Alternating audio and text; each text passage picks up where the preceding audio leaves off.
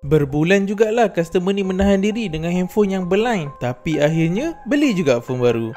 Hello guys, untuk video kali ni saya dapat job tukar LCD S22 Ultra dekat Bangi. Untuk job kali ni customer ni pilih screen original. Customer ni dia memang tak tahan dah tengok screen handphone dia. Dia kata kalau malam lagi tak tahan, terang, sakit mata. Tu yang dia decide beli je phone baru. Lepas pakai phone baru, husband dia kata repair je lah handphone ni, dia boleh sambung legacy S22 Ultra ni. Lagipun kamera dia masih relevan, cantik kamera dia.